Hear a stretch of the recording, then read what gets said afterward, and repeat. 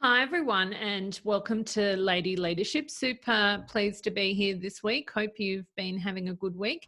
I wanted to have a chat today about my 5 top reasons why you should have a coach, why you should have a career coach, or perhaps why you should have a coach for maybe your hobby or the sport that you do.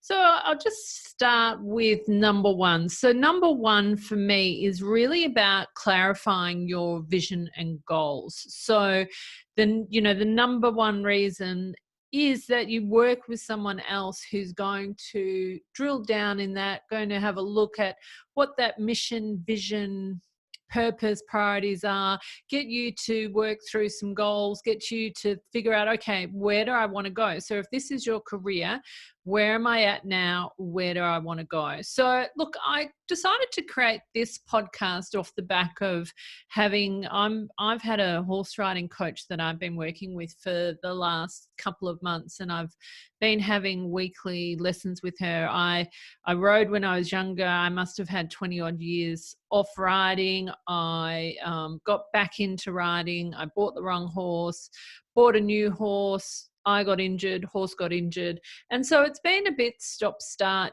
back and forth, etc. And I really, with my riding, haven't got quite to where I'd like to go. So if you're in the US, I'd like to lope my horse. I do ride in a more Western style. If you're into English dressage, I'd like to canter my horse more.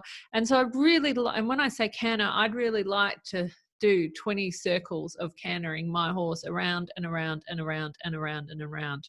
And that's the goal. That's sort of like the first goal. And then the second goal is that I'd actually like to get out showing next year. So I'd like to go to some ranch or some trail shows and just take my horse out and about and just feel really confident doing that. I've done in the past, I've done quite a few trails with her, and I've got her out, and I sort of belong to a quarter horse association. I've got a quarter horse if you're interested, but it's those goals. And so I'm not there yet. And so they're two clear goals, and I'm really putting in the work, and this is the interesting thing, to get there. And what I've learned is it's consistency, it's showing up, it's turning up, and then it's dealing with the issues that you have along the way. And so, the great thing about horses is you'll fix one thing and there'll be another thing that you're not quite happy with. So so I think that real number one reason to work with a coach is to then just clarify your vision and your goals, and what are you going to do and how are you going to get there. Number two for me is, they've normally been there before. And so you're able to leverage their knowledge and their learnings, and it's going to take you a shorter amount of time to get there. So I have had a problem with my horse moving forward off my leg. I really struggled to get her to move freely and willingly. And so I've just recently started riding with spurs, and I've got a new problem now. So yes, she's much freer, she's much more willing, but she doesn't love the spurs. And so it's actually teaching her, and it's teaching her, and look, I'm not jabbing her in the ribs with the spurs either. I'm just putting them against her sides, but it's her learning how to work with those. And so, yes, I fixed my problem of wanting to go forward, but now I've got a slightly different issue. And so having a coach will be able to sort of work you through the steps, and you'll be able to leverage their learnings, and you'll be able to work with them to kind of figure out the direction that you need to take. The great thing about having a coach is they will also be able to help you work through your blockers and what's holding you back. And so, my coach can see that I don't want to hold my spurs against my horse, but I actually need to. And rather than them feeling like a fly and niggling her, or rather than me then using the spur and her not enjoying it and really having a big uh, problem with it, then if I just hold them against her lightly, all lightly, but not too lightly, then she's going to become more accustomed to it. So they can see, and they've got more experience, and they can help you and guide you through that. So the other great thing is they will actually help you keep you accountable, help you develop momentum, and help you stay on track. And so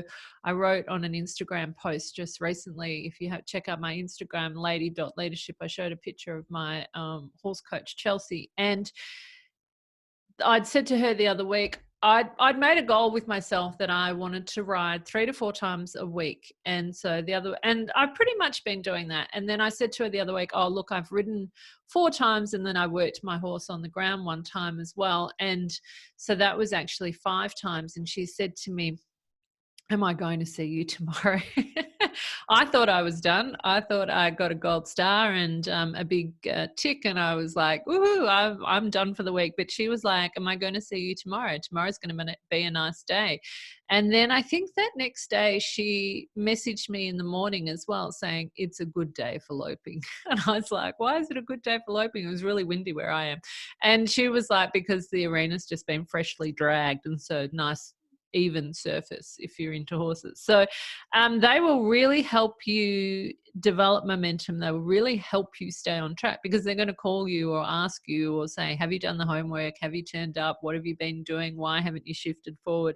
And so they're really going to be able to help you keep accountable. And I think lastly as well, it's not going to be smooth sailing. And so they're able to help you navigate those difficult times. So recently I was on my horse. She wasn't loving the spurs. I probably would have taken them off, or I would have backed off on the spurs. And Chelsea was just like, leave it on, leave it on, leave it on. She needs to get used to it. She'll get used to it. You're not hurting her. And she gave me that reassurance to kind of keep pushing through with that. So having that support person, having that person who's got you back, having that person who doesn't want you to get in trouble. And so we're gonna try out the spurs for 30 days. So she has a bit of a rule that if she's got new tack, she'll try it for 30 days and see what happens.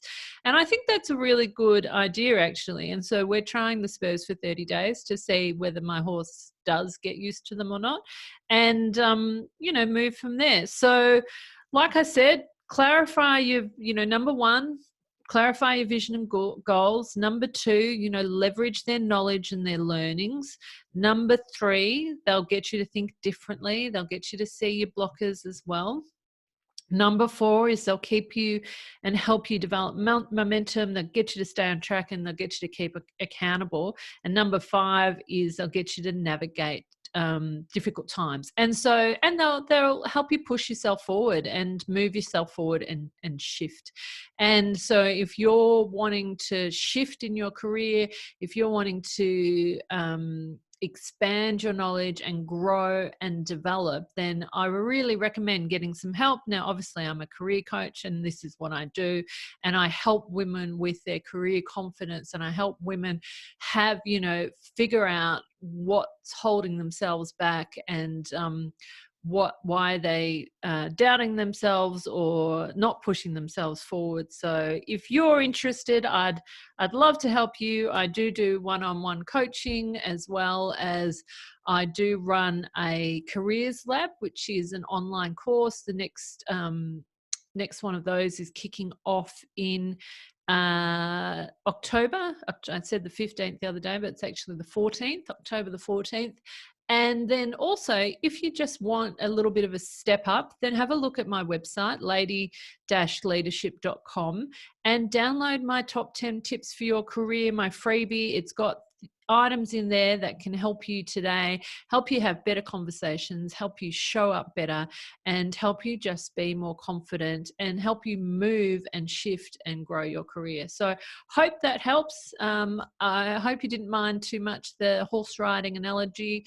And, I should say I'm in my late 40s, and, horse riding is something that I absolutely love and brings me joy, and it's a challenge for me, and don't recommend taking 20 years off horse riding. And but it's a work in progress every single time I turn up to the horses. So hope you have a great week, and hope you've enjoyed this podcast, and love to hear from you. Cheers.